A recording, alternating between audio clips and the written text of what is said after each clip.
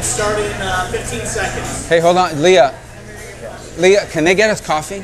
Do you want Cuban coffee or? Yeah, that would be great. Yeah, bring him 2 little ones in case it has high blood pressure. I don't want him to have a stroke with all the caffeine. All right.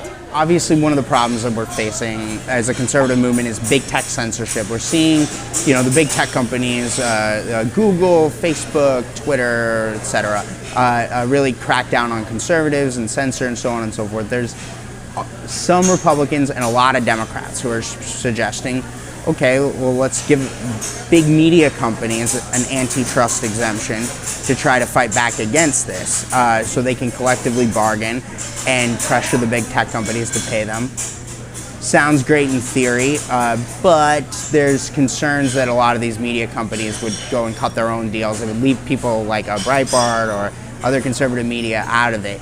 What do you think about that type of a thing? I mean, if we're talking about getting rid of antitrust exemptions for MLB, why would we go and give one to the media? Well, 2 things about that. The first thing, the problem with tech is it's not that they want to censor people necessarily per se, because I think that we already have censorship even in non-tech media in what they report and in the narratives they pursue.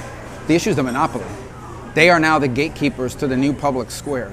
It's the concentrated amount of power in the hands of 5 or 6 big companies. There, 5 companies in America. If they decide to get together, Apple, Google, Amazon, Facebook, and Twitter all get together, they can shut you down. I mean, they can shut anybody. They can shut down the President of the United States. They can shut down anybody. And that's a lot of power concentrated in the hands of unelected, unaccountable individuals to completely cut somebody off from the public square and wipe you out. So that's the big problem there. And then in case of the collective bargaining thing, yeah, it sounds interesting, except it's exactly what you said. And that is, you could have, some of these newspapers that are locally owned are actually owned by a conglomerate. They'll cut their own deal, and they'll say, "You're right. We are we're an accredited, reputable news organization. Collectively bargain with us for our content, but everybody else who challenges our narrative or our views, they get a different deal. You could even not even promote their information if you want." So, like I said, the intent is good. I think in practice, it opens the door to greater collusion between big media and big tech.